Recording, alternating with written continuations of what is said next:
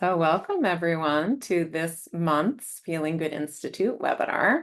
We'll be presenting this month on the topic of getting unstuck, overcoming resistance in therapy.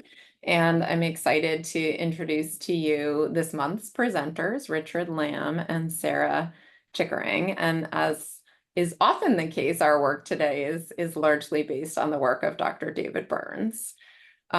So let me tell you a little bit about this month's presenters, if you can go back to the slide before that. So Richard Lam is a licensed marriage and family therapist, a TEAM-CBT ambassador, and educational speaker with the Feeling Good Institute. And his clinical specialties include treating patients with OCD, panic disorder, and relationship problems. And Richard also teaches TEAM-CBT to therapists worldwide and hosts the Feeling Good Therapist on YouTube, which provides helpful descriptions and role play demonstrations of TEAM-CBT techniques. And I'm excited for you all to learn from Richard today. And Richard is joined by Sarah, and Dr. Sarah Chickering is a clinical psychologist, and she's been in the field for 15 years, and she enjoys working with patients who struggle with anxiety, depression, and profound loss. She has a passion for excellence in therapy and continues to hone her skills, trying to provide the best client care possible. Sarah has a telehealth practice in Washington State and enjoys the outdoors, spending time with her family, and loving on her pets. Okay, so let's go to the next slide. I'm just going to tell you guys just a little bit about Feeling Good Institute, and then I'm going to turn the reins over to Richard and Sarah to present today. Just briefly to give you a little snapshot of what we're all about here at Feeling Good Institute, our mission is to make a difference in people's lives through elevating the practice of therapy. And our story really started with one big goal, which is to make therapy better and to help people who are going through tough times. And we achieve this by training and certifying therapists in effective therapy techniques. We have a comprehensive kind of 5-level TEAM-CBT certification system that really provides people with kind of a roadmap to mastering TEAM-CBT. And we're really proud of what we do, especially all the therapists that practice TEAM-CBT really around the world. We have treatment available in over 35 states across the US and Canada, and we offer therapy both online and in person. And finally, we have an intensive one-on-one therapy program, which is where people can come in from out of town or do it virtually as well, and really kind of speed up recovery by having extended or more frequent therapy sessions. And we also have a program to offer lower fee options supervised by advanced clinicians so that more people have access to higher quality care. Okay, next slide. So the boring stuff, just briefly, if you're wanting to get your continuing education credit, please make sure that you stay till the end of the hour.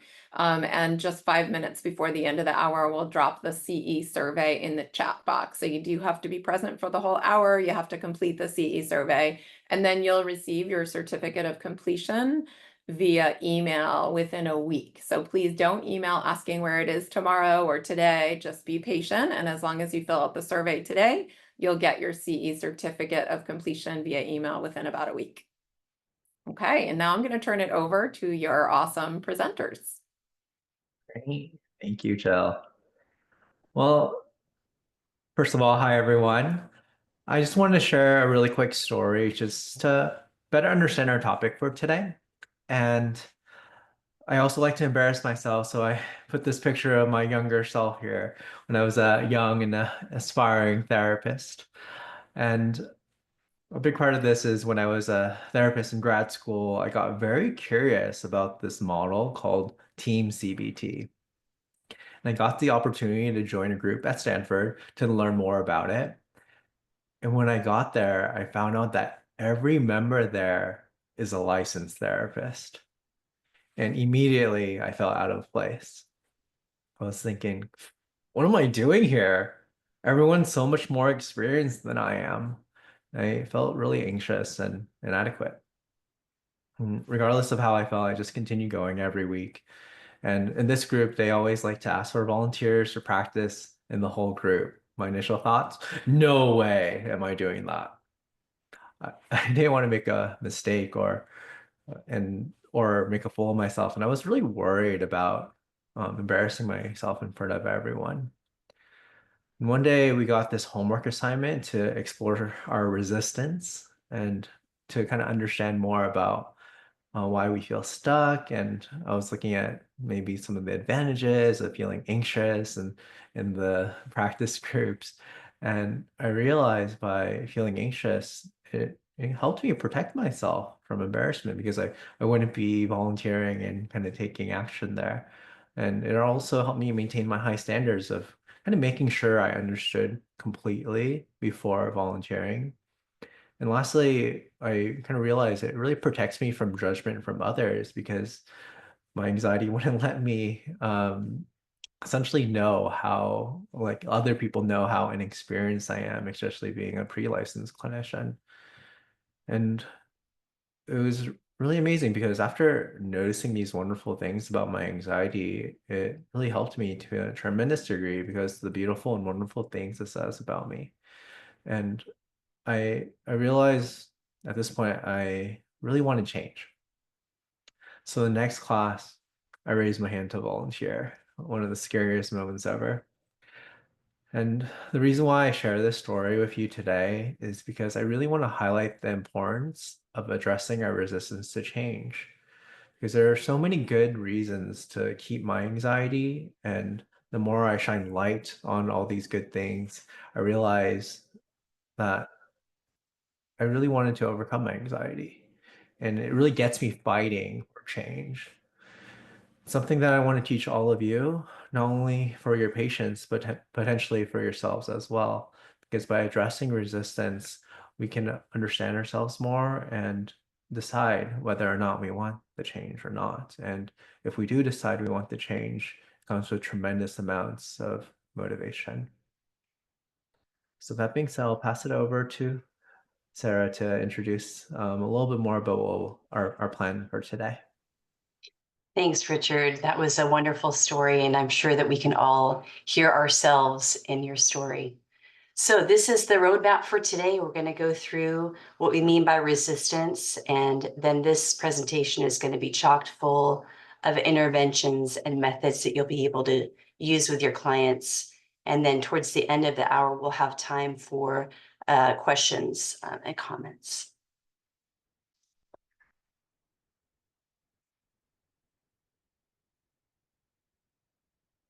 So our learning objectives today is that you be able to describe at the end of our time together what we mean by outcome resistance and TEAM-CBT, and also to be able to use positive reframing as an intervention with your clients. So let's start out first talking about what is resistance.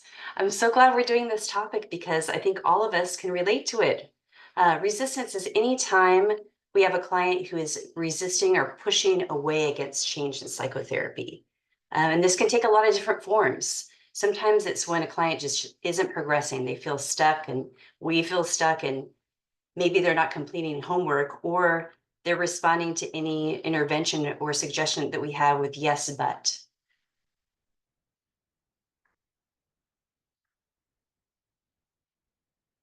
So why do we look at resistance in therapy? Well, first of all, I think a lot of us could relate to having a resistant client. And it's so important to look at this together today because resistance really impedes psychotherapy overall. It makes it harder to work with clients and they don't feel better. Also, it's really important as clinicians to work on resistance with clients. The less resistance we have in therapy with our own clients, the less burnout that we have. So working on resistance is both a protective factor, not only for our clients and how they're doing, but how we do professionally and personally in our work. So in TEAM-CBT, we talk about two different levels or types of resistance. The first we call outcome resistance. And this is really the good reasons that a client may not want to change. For example, if I have a client with OCD or obsessive compulsive disorder, and she is a very caring mom who, for example, washes her hands over and over several times a day, she may not want to change because she would risk the potential protection of her kids. So her outcome resistance may be She doesn't want to change. There's good reasons not to change. She wants to protect her family through her symptoms. That's what we call outcome resistance. Process resistance is that there are good reasons the client may not want to engage in the hard work that is necessary for change in therapy. For example, if I have a depressed client, he may not want to get out of bed every day, work on psychotherapy homework, do pleasurable activities that are required for him to change. He may have what we call process resistance. Great. Thank you, Sarah. Thank you for the descriptions of the different types of resistances. And today we'll be mostly covering outcome resistance. There's a lot of different outcome resistance tools that I want to share with everyone.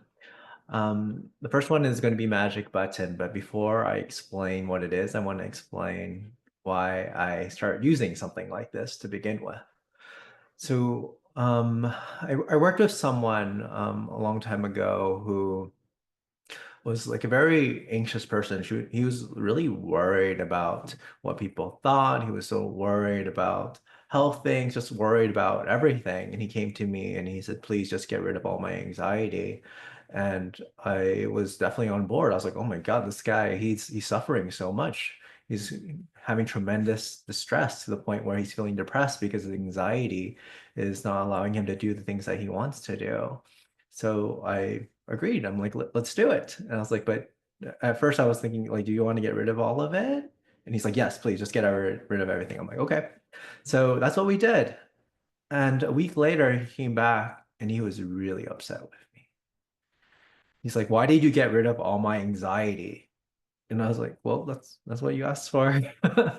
And I was like, what happened? And he said, my wife is really upset with me and she's considering divorce now. And he was basically saying, because I don't feel anxious anymore, I actually don't really monitor like what I say. I just say things really unfiltered, and I've been hurting her feelings and she's been getting really upset with me, and she doesn't really like the person that I've become. And that point, I realized one of the most important things to do, one thing that I do with every patient is I offer them this magic button question to really get them thinking, because a big part of it is maybe they don't want to get rid of all their emotions and maybe there's something good about it. So how I would present this question is, if I had this magic button and you were to push this button and suddenly all your anxiety would just disappear with no effort on your part at all, would you push that button? I usually get two responses. Someone who says, yes, I want to get rid of it. I get it. It's so distressing. Of course they would want to get rid of it. Or they say, no, I don't want to get rid of all of it. That's interesting. And it makes me want to inquire more. So, but regardless of either of these questions, I'm going to explore a little bit more. For example, if they say, no, no, I don't want to get rid of it. I'm like, great, tell me more. Why wouldn't you want to get rid of it? And I'm just going to really jot down everything in something that I'll describe later called positive reframing. Or if they say, yes, I want to get rid of it, I'm going to find truth in what they're saying and disagree. Like, of course you want to get rid of it. It's so distressing. And I want to help you get rid of it too. But at the same time, I feel a little bit concerned and worried, because if we got rid of it, we would not only lose all the bad things about it, but we'd lose any of the potential good things that come with it too, if there were any. And is this something that you'd be willing to explore with me before deciding to get rid of all of it? And 100% of the time, people usually say yes because they're curious, and I wouldn't blame them. And a big part of what we would do next is I'd hand them a piece of paper. And what that would be is we go through an exercise called positive reframing. And this is one of my favorite parts of therapy. And the reason why is it really helps me understand someone to a greater degree. It helps me understand why they're feeling stuck as they do with these emotions, and how these emotions have been helping them in some way, and the person that they are and their value system. Because each and every person that I meet through this whole therapy process, I get to understand their value system and how they live their lives and what crafts them as a person, which is totally different than the person that I am. And this is my favorite learning process. So just to kind of understand a little bit more about this positive reframing is after I ask them that magic button question, I hand them this piece of paper and I'll ask them these questions. One of the questions might be, what are the good reasons they continue feeling, let's say, hopeless? So imagine someone's feeling hopeless about getting a job after an interview. They just did this interview and they're like, oh, I'm not going to get this job. And they're feeling really hopeless about it. And one of the good reasons to continue feeling hopeless for someone like that is it really protects them from disappointment. Because if they got this interview and right after they felt really hopeful, like I'm going to get this job no matter what, 100% sure I'll get this job, and they don't get it, they're going to feel very disappointed. But if they're going in and they're thinking, I don't really think I got this job, and then they didn't, and then they're like, yep, I knew it. So a big part of this is oftentimes people tell me that hopelessness protects them from this like really great disappointment. Another question I would ask people is, how does feeling blank help you? So how does feeling anxious help you? For example, I know a lot of students, they feel really anxious about like exams coming up. And usually when I ask people like, how does feeling anxious help you for exams? And they usually say it really motivates them to study because they're so concerned about failing that they're like, I got to study as much as I can, which helps them quite a bit. Alternatively, another question I like to ask is, what good things does it say about you that you feel whatever emotion? For example, maybe feeling depressed about working too much and not having time for anything else. And I think one of the really wonderful things that says about someone who feels depressed about working too much is they really value their personal time or the time that they spend with friends and family, because they're kind of feeling depressed that they're spending all their time doing work rather than spending time with their family or spending time for their personal time. So a big part of this helps people understand themselves more in terms of their value system, and also how these emotions have helped them in the past or currently. And I think this is a really beautiful thing to explore with our patients to help them understand to a greater degree as well. So that being said, I just wanted to kind of go through an example with everyone. And you don't have to do it now, but something to think about is, let me just explain the situation, and then those of you who have the answers to these questions on the bottom, send it over to Jill, and Jill will let me know all your beautiful responses.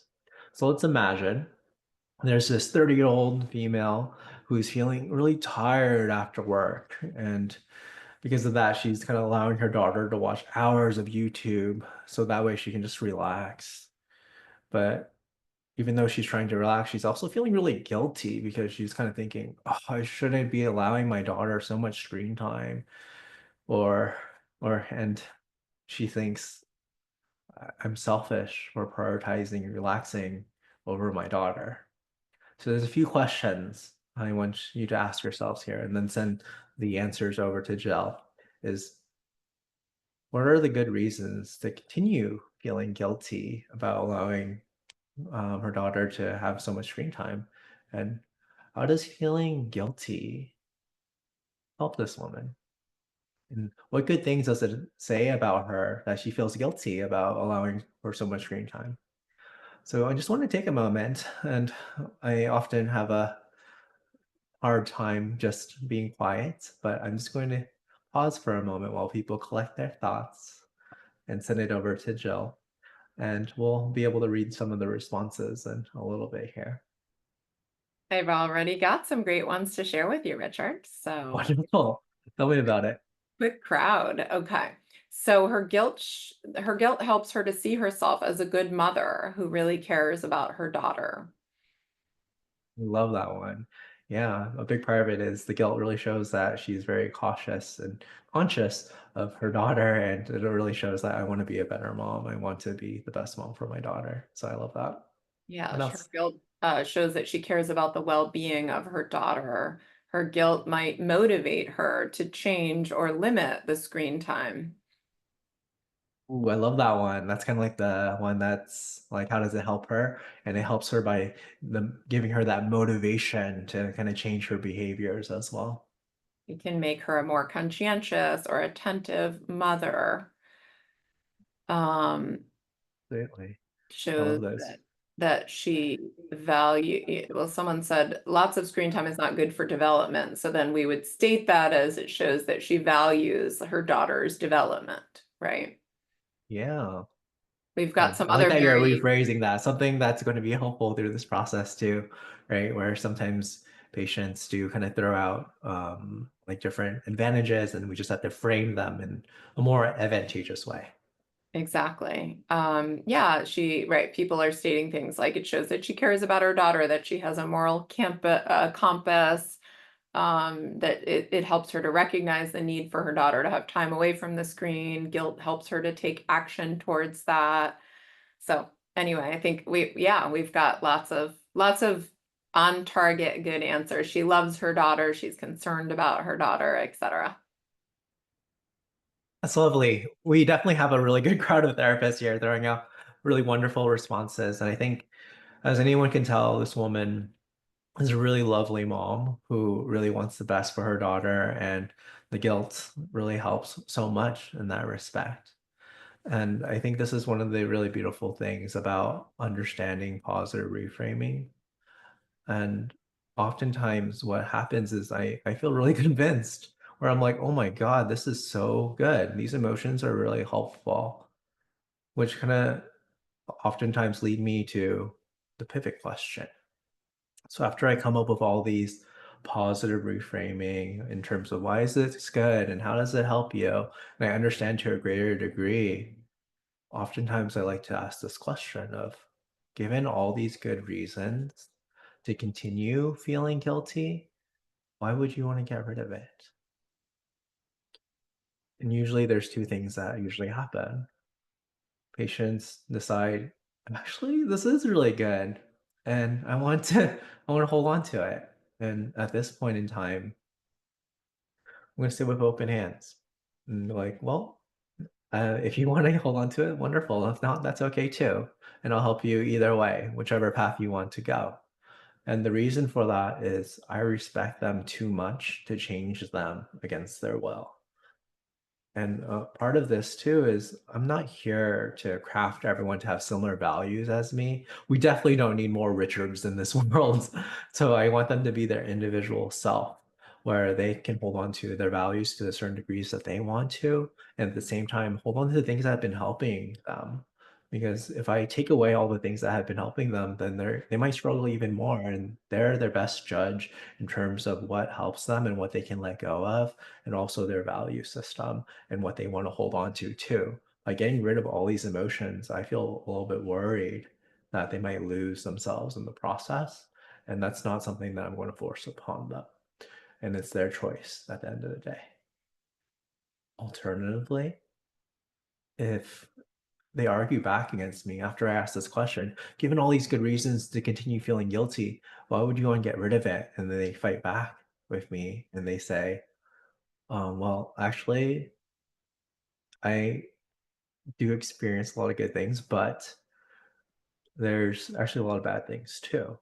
Then they start fighting back. And I love this moment because now it kind of gives them that tremendous amount of motivation to melt away the resistance to change and gets them fighting for change. And it's not this like me pulling them for change anymore. This is them like, hey, I want to take action. I want this. And suddenly therapy is just so much more effective at this point. So at this point, we go into something, as you see here, something called externalization resistance. Oftentimes people are like, what is that? So I'll tell you in our next slide here. It's a role play technique. And this is one of my favorite role play techniques. And the reason why is this gets them fighting even more for change. So let me describe a little bit about the role play, and then I want to do a demo of this so that everyone kind of see how this works. So this is a role play technique where there's two roles. The therapist will be playing the role of trying to convince their patient to stay the same. So maybe trying to convince them to continue feeling guilty, using all the good reasons that you two came up with in the positive reframing earlier. And another role that's in here that the patient will be playing is the role of trying to argue back against the therapist if they can. And the big reason why is they want to see if you can fight back against your resistance to change, which is essentially what the positive reframing is. Let me just kind of go back a few slides here. So if you look at these questions here, these are actually, when you ask these questions, not only is it like the advantages, but also the values, but these are also reasons to stay the same. And if they can argue against change and argue for change, rather, so they argue for change, then essentially you're melting away the resistance to change. So just kind of going back to externalization of resistance is there's one thing I like to do within the role play, and this is will all make sense once we start doing the demo, is I often like to ask this question of who won this exchange? And the reason why is you want to see if they can defeat the reasons to stay the same. So that being said, Sarah, I wonder if you can help me out with a demonstration really quickly. And we'll just do I just want you to play the role of maybe a 30-year-old female feeling tired after work. And then you can play the role of this example here. What do you think? Great, let's do it. Well, so let me just set it up a little bit before we kind of jump in. So this is going to be the person that you are here. And I'm just going to call you Sarah just to make it a little simple. And what we're going to do is we're going to maybe start off with, let's imagine you and I, we just did some positive reframing. So we did some of these positive reframing here. And then you came up with a lot of good reasons. Like it kind of shows that you want to be a good mother. It shows that you value mental health for your daughter. And of course, it kind of motivates you to become a better mother as well, right? So you have all these good reasons to continue feeling guilty. And let's imagine that we just came up with all these. And I'm going to start with the pivot question, and then we'll kind of go into externalization of resistance so people can kind of see that flow. What do you think? Great. Let's jump into the demonstration now. So Sarah, you just shared with me, and we just came up together with a lot of good reasons to continue feeling guilty about giving your daughter too much screen time. And I wonder, given that we have all these wonderful reasons to continue feeling guilty, why would you want to get rid of it? Yeah, I mean, it is different for me to see my guilt as something positive. That's been really helpful in and of itself, but I don't know. It just seems like it's so much of it. It's so overwhelming. It's almost like getting in the way of my parenting because I'm feeling so badly about myself. I almost have too much guilt. Yeah. Kind of sounds like the tremendous amount of guilt is really making things really difficult for you. It's hard to function, even though there are good, there's also a lot of bad, right? Yeah. Yeah. So that being said, I think one thing that might be helpful a little bit for us, Sarah, is a technique called externalization of resistance. And let me tell you a little bit about it and as to why this might be helpful. So this is going to be a role play technique between you and I, and there'll be two roles. For me, I'll be playing the role of I'm going to try to convince you to continue feeling guilty using the reasons that we came up with together. And then your job is to see if you can argue back against me. And the reason why we want to do this role play is it'll help you kind of fight back for change. But not only that is it'll kind of help you understand what you want to let go of and which one you're able to hold on to as well, if any.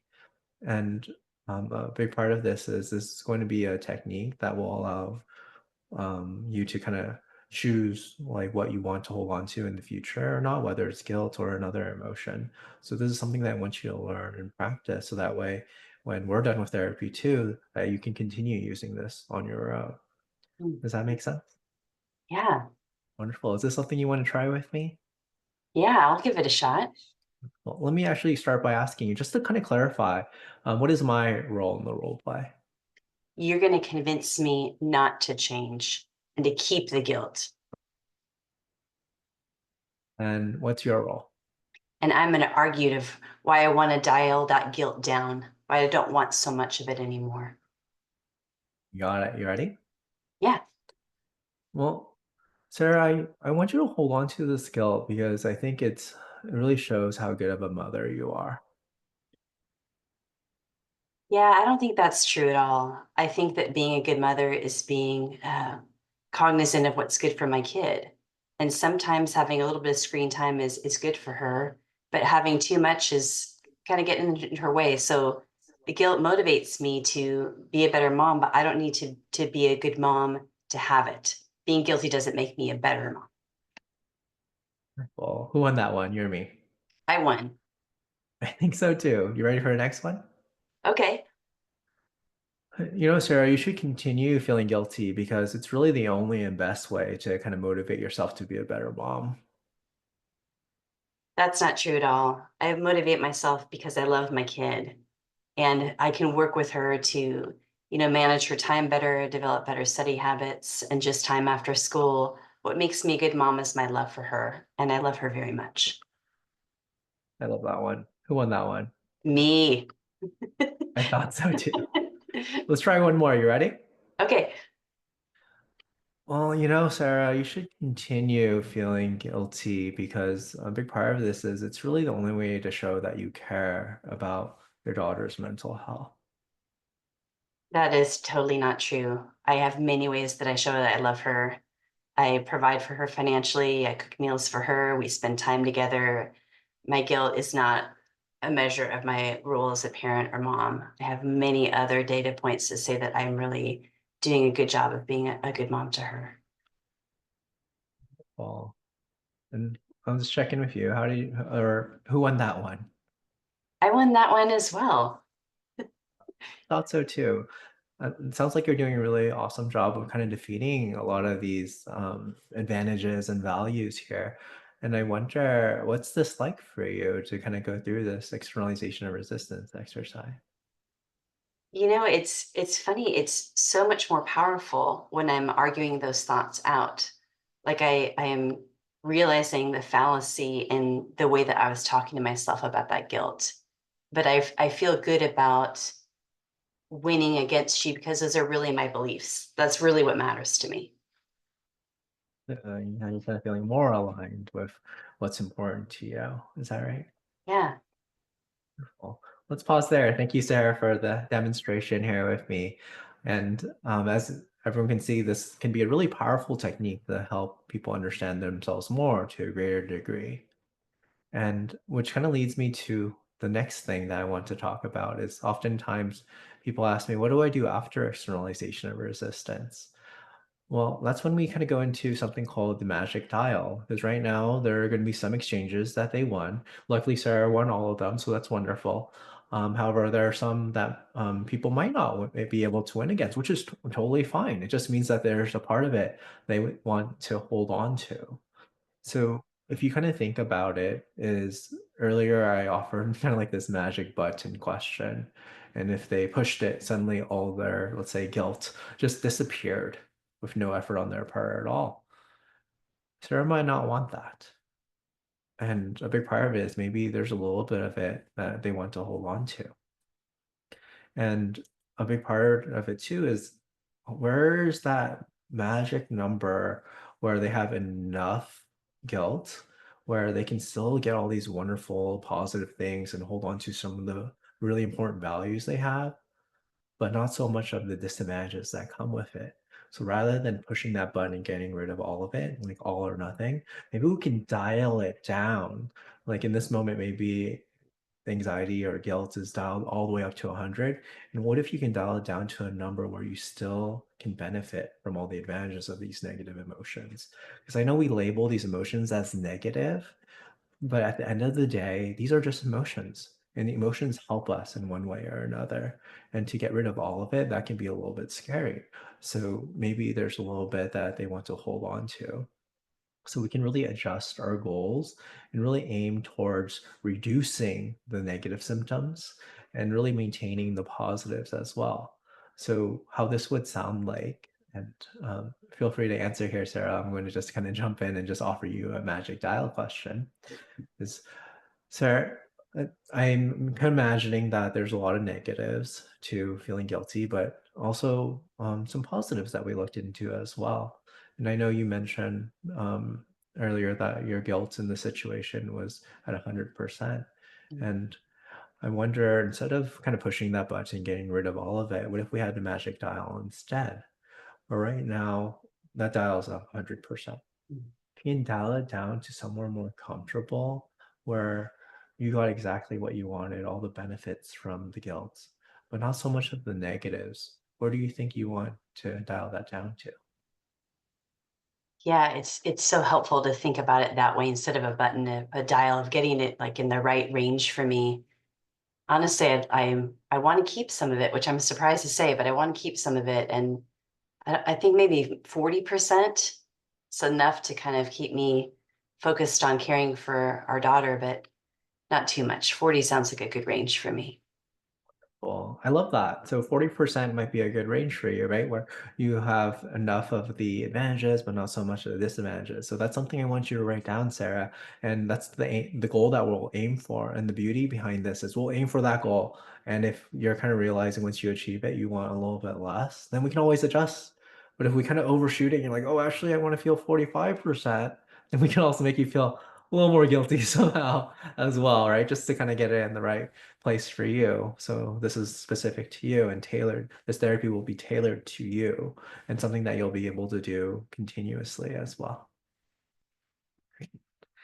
So this is how we do the magic dial question.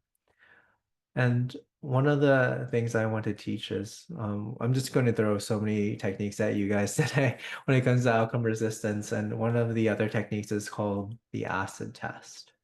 And the acid test, sometimes I like to use it in replace of the magic button question. It's very similar. However, it does kind of create this dynamic where they kind of gets them thinking a little bit more about like, do I really want to let go of these emotions? So really, I try to paint a picture of where they imagine their life with essentially all these negative emotions that are gone, but at the end of the day, the facts remain the same because as therapists, we help people with their emotions. We can't really change the facts of their life. So that's exactly what I'm going to paint out to them in terms of, hey, help you get rid of these emotions, but everything stays the same. Is this still something you want? So to give an example, is imagine there was a student who was very anxious and they have an exam tomorrow, so they're very anxious, but they actually haven't studied all week and they haven't put any time in studying. So how I would frame this to a student is, so are you telling me you would want to get rid of all your anxiety? You have zero anxiety, you feel a lot of peace and calm, but everything remains the same though. You still have your exam tomorrow, you haven't studied, but you feel good about it. Is that what you're telling me? Oftentimes what people say is they argue back against me like, no, I need that. Like, I don't want to feel less anxious. Like, and I was like, oh, why? And they would say, I need it so I can feel motivated to study. And then suddenly we kind of get into the talk about the positive reframing. And that's when I would hand out a piece of paper and like, let's write some of this stuff down and get down the positive reframing. But if they still say yes, I'll be like, but I feel a little bit worried. I'm wondering if it helps you in some way or another. Do you mind if we explore it? And I still hand them a positive reframing.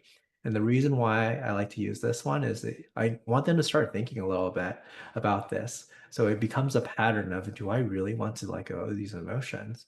Because when they're not in therapy anymore and they're doing this stuff on their own, I want them to constantly do this like acid test to themselves of like, does it make sense to get rid of all these emotions or not? So this is something that I want to teach them as well. And that being said, I'm really excited for these next slides because Sarah is going to be sharing a really wonderful vignette to really consolidate all the skills and tools that we're learning today. Take it away, Sarah. All right, thanks, Richard.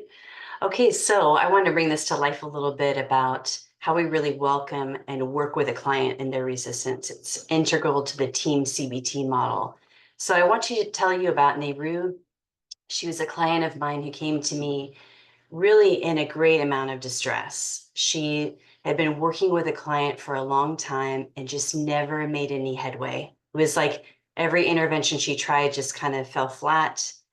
And sadly, she was describing to me this moment that was so upsetting to her, where she had gone through a full session with a client, and the client had given her an after survey evaluating the session and sharing how her mood was and how she was feeling afterward. And she felt worse after the session with Nehru. So she just felt so distraught, like, I'm not sure. She's telling me, I'm not sure what to do. I just feel so overwhelmed. So she was having feelings like of inferiority, inadequacy, incompetence, and just embarrassed. She was really stuck with what to do next with this person. And she was telling herself thoughts such as, I'm a bad therapist. Maybe others would have helped this person by now, and nothing that I'm doing is working or helping.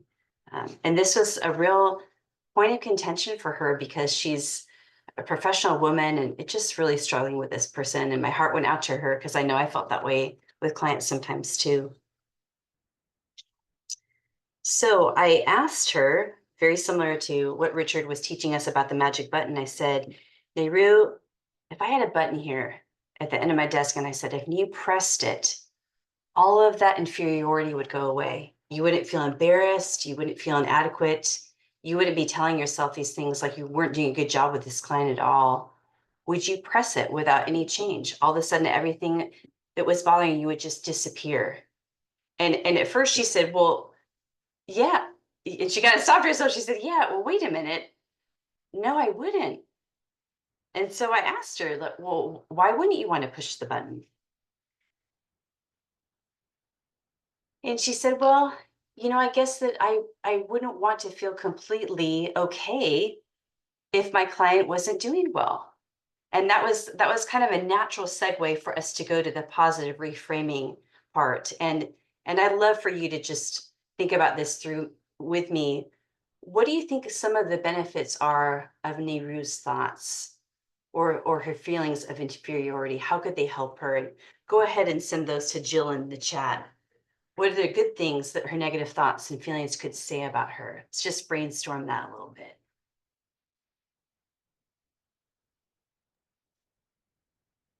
Okay.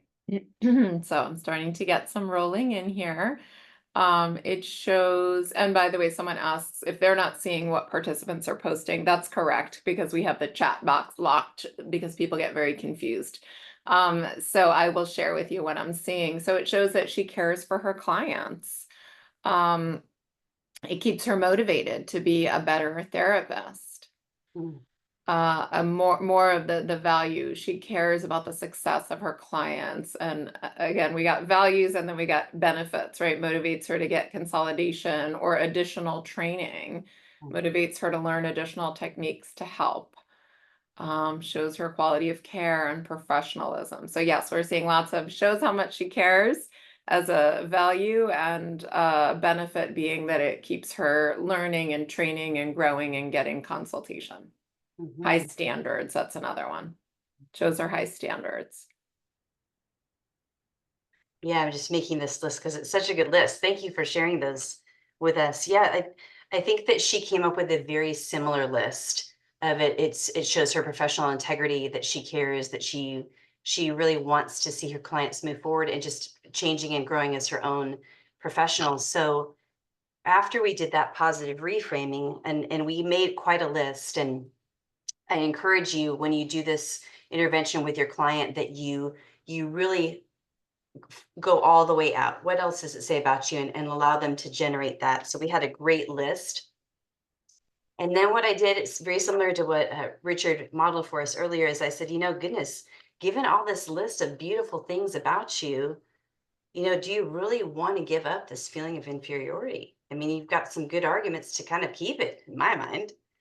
So I asked her the pivot question, and she said, she said, I really love that I want to be so committed to treatment with my clients, but it's almost backfiring. Like I'm spending a lot of time worrying about sessions when I drive home, and I'm feeling just poorly about my esteem. She said, I feel like I really want to work on reducing this. And this pivot question, as Richard outlined, is so imperative that the client is pushing that change forward. So I'm kind of tossing that power in her lap and saying, what do you want to do? given all these things, do you want to move forward? She says, yeah, I really do.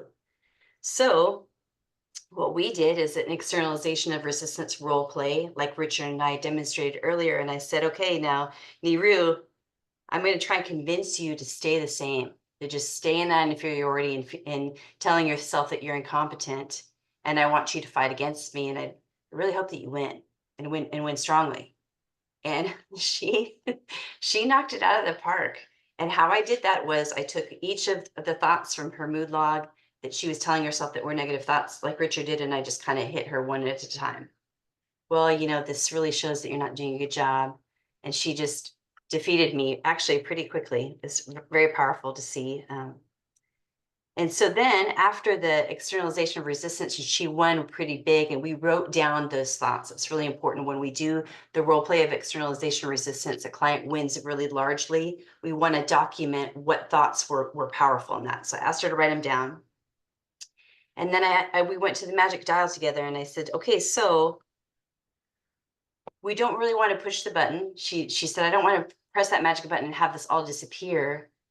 But where do we want that inferiority to be? Kind of how Richard asked me earlier, is the mom with the guilt. I said, where would you like to dial that down? And she said, you know, I honestly want to keep some of it. And it was kind of interesting to see her almost have a sense of pride in that. And this is just a side note that when we're working with clients, we want them to have a really balanced view of their symptoms, right? We want them to kind of walk away going, that says something good about me, because it does. So she said, yeah, I really want to keep it. Maybe I'll reduce it to about 30%. So we reduced her goal to 30% instead of 100% inferiority or telling herself she was incompetent. Maybe she reduced that to about 30%. So this was the vignette of what resistant looks like with Nehru, her outcome resistance, right? Process resistance, and we worked it through. Wonderful. Thank you, Sarah. I think this was a really good example of how this can work out with a patient. And I really like this vignette because it really highlights the skills that we've learned today.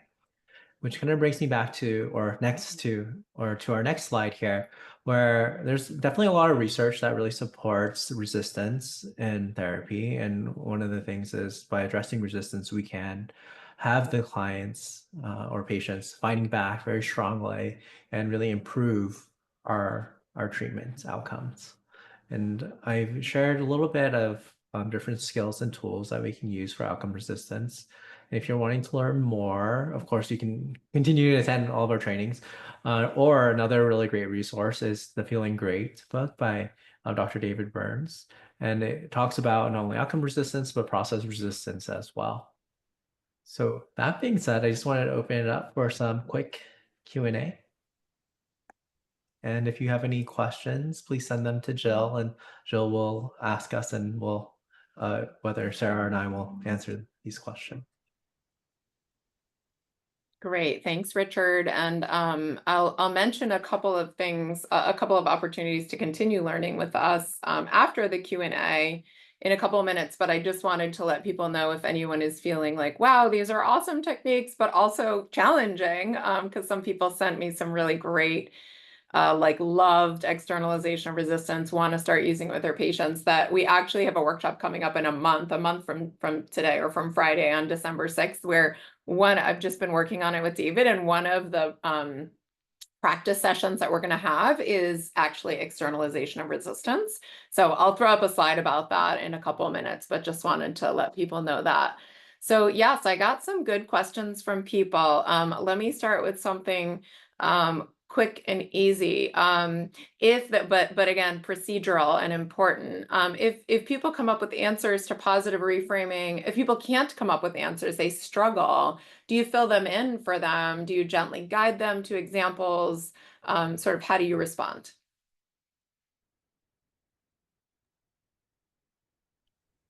Sarah, did you want to take this one? I saw you in mute. Sure.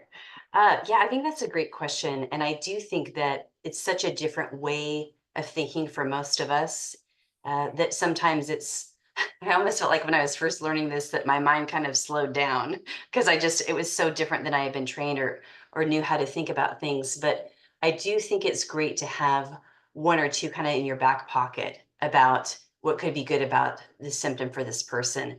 But ideally, we want them to generate those ideas first. If they're really stuck, then we could coach them, and we do have some tools for that within our community. But I think it's more powerful if they can generate them themselves. Just wanted to add to that too, and the externalization of resistance role play. If they aren't able to fight back when we throw those advantages at them, a big part of this is we essentially kind of sit with open hands. Like, who are we to say that they should change things in a certain way or not? However, I do use a little bit more of Socratic questioning. If you kind of notice in my role play, sometimes I emphasize certain things. So the only way to be a good mom is to feel guilty. And it kind of gets them fighting back, helps them think a little bit differently. But I don't necessarily feed them like answers or anything like that. And the reason why is because I want them to have that motivation. I want them to be able to fight back themselves and melt away that resistance. Because if I'm always trying to pull them towards a certain direction, then when they're done with therapy, who's going to do that for them? So I want them to be able to fight back on their own. Great. And yes, I would think that's definitely the case with externalization of resistance. And whereas with positive reframing, we have a bit more of a dialogue, because sometimes it's really hard, as Sarah said, for people to actually understand what could be positive. So we kind of prime the pump with a couple of examples, and then we try to put the ball back in the patient's hands so that they can really kind of recognize their own resistance. We had a couple of questions which we won't answer, but I just want to put a nod to them about, like, can you do this with social anxiety? Can you do this with, so the answer would be yes, we do positive reframing with all emotions and all negative thoughts. And the goal, though, is just for people to get, we don't just do it vaguely, right? We're using a daily mood log where we have the patient indicate all the emotions that are coming up for them, the negative thoughts that are driving those emotions, and then we're using positive reframing for their specific, feelings and thoughts. But one example someone asked for, which I figured let's do, it should only take a minute. Someone said, what about the emotion of feeling overwhelmed? They were struggling with that. What would be a good benefit of being overwhelmed, or what does being overwhelmed show about someone that's positive or awesome? Do either of you want to take a stab at that? I also can happy to answer that too. I'm happy to answer that unless you want to, Sarah. Great. To you. Well, I think one of the really wonderful things about overwhelm, it's kind of like a sign of like, hey, you gotta slow down. You're taking on too much. So a big part of it is if you never got that overwhelm feeling, maybe you'll just continue and burn yourself out. So the overwhelm feeling actually helps take care of yourself. It kind of shows that you care about yourself to a great degree, because it's like, hey, you gotta slow down and focus on relaxing. So I think it's a really good balance indicator. Awesome. And let's see. Oh, someone asked, this is a quick and easy one. Someone asked, in externalization of resistance, do you ask if the patient won, this is someone who knows about TEAM-CBT methods. Do you ask if they won big or small, big or huge? Like, what do you typically do after each, argument?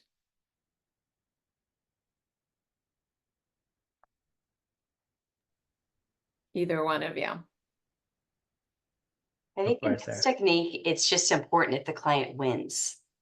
And we want it to be a solid win. And if you're not really sure, then I would ask big or huge. But in externalization of resistance, we just want a solid win. Great. Anything else, Richard? Yeah, just to add to that, a big part of it is for those of you who know the technique externalization of voices versus externalization of resistance. The reason why we ask if it's like a big or a huge win or a small win is because we want to get to that huge so we can make those big changes for emotions. When it comes to externalization of resistance, if they have a small win or a big win or a huge win, I just want to know if it's a win or not, because then we kind of understand where we want to regulate it to. It's not necessary that they need a huge win for externalization of resistance. And it's because everyone needs a balance of everything. I mean, some people might want to get rid of it, but some might not. So I'm okay either way, depending on the win. So you could ask the question just to get an idea, but it's not absolutely necessary. Okay. I'll answer one procedural question, which someone asked, can we access the slides from today's presentation? And yes, they are on the workshop page. So the same page where you found the Zoom link, you would click in the files menu and you have access to the slides in the files menu. Oh, someone also asked, could this be used at the methods stage if you're not making much progress? So rather than just using it sort of when we're setting the agenda, which is what Richard and Sarah talked about, can you use this later in therapy if you're kind of feeling like your progress is stalled? You want to take that, Richard? Yeah, I love that people are kind of thinking about that. So this might be helpful if you kind of attend the workshop that Jill and David is going to be doing, kind of understand the entire model. So essentially what we're doing right now is the stage called agenda setting, and then we kind of go into methods. And oftentimes when we feel stuck with methods, we're doing method after method after method, and things aren't working.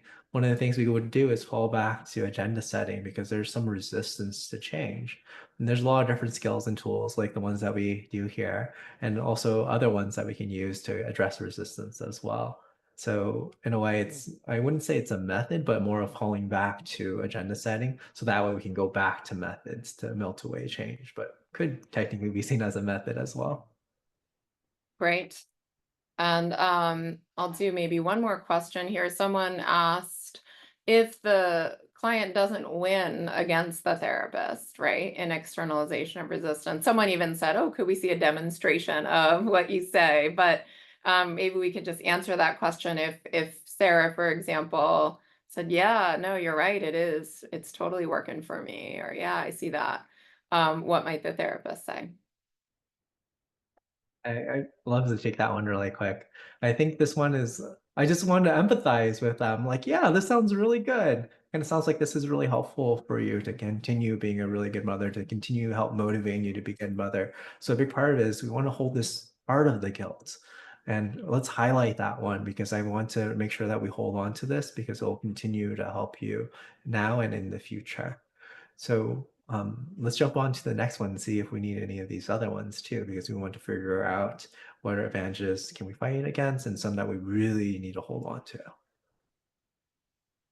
Great. And sometimes we also will, I will sometimes, and this is the art of therapy, we all have different responses, but sometimes do what we call sitting with open hands and say, yeah, maybe it doesn't make sense to get rid of it. Maybe it, and that, even if that feels like it's leaning too far on the other end, that's kind of on purpose. It's paradoxical. If I say, yeah, maybe it doesn't make sense to get rid of it, maybe it's really helping you be a great mom, then oftentimes that will prompt the patient to then argue for change. Well, no, I mean, it's not entirely good. And so again, it's like a dialogue. And the main thing is that we're really trying to get out of the what you were really trying not to be convincing the patient to change. But that's not because we don't want them to change. We desperately want them to change. It's because we believe that if we kind of remove ourselves from pushing them to change, they actually become more powerful in arguing for change. So that's kind of what's happening. Because I also got some questions about that, like, why wouldn't you let your patient change? And it's like, of course, where it's more we want them to change, and we're finding that if we're pushing too hard on the side of change, then they actually become more resistant. So let me tell people about a couple more things. And also I want to draw everybody's attention to the chat box where you have the CE survey. So go ahead and click on the CE survey and complete your CE survey now so that you can get your certificate of completion. We hope to see you next month for our next webinar. We do these every single month, the first Wednesday of the month, and that will be focused on CBT tools for insomnia. So it's kind of a part 2 of CBTI. It's different from the last webinar we had on CBT for insomnia, teaching you more tools and techniques for that. And then if you can go to the next slide. Actually, this answers some questions people had in the chat box. You got lots of questions about, so once you do this, then how do you actually help them to change? Or how did Richard help that person to change so quickly in your first clinical example?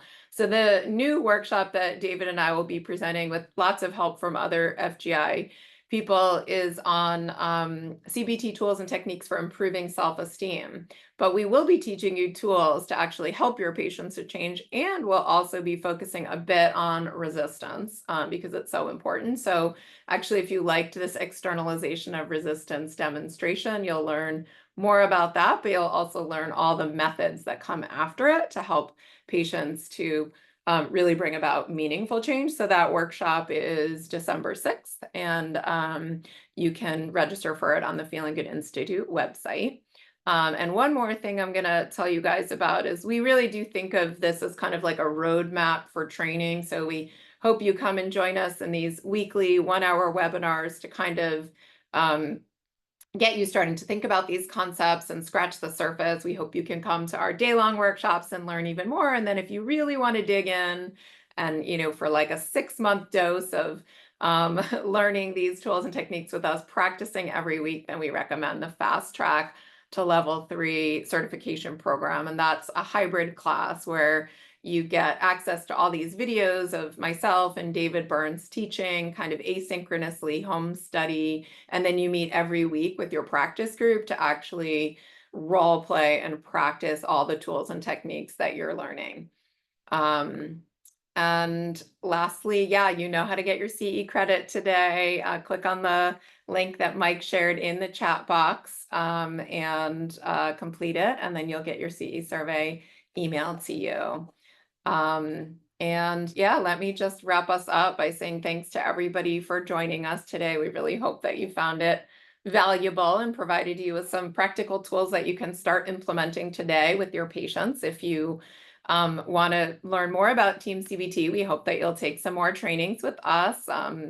And I also want to thank Richard and Sarah so much for doing such a fantastic training. And if you guys have any questions or feedback for us, don't hesitate to get in touch with us. We're here to help and support you in any way that you can. So thanks so much. Hope everybody has a really good day. Everyone. Thank you.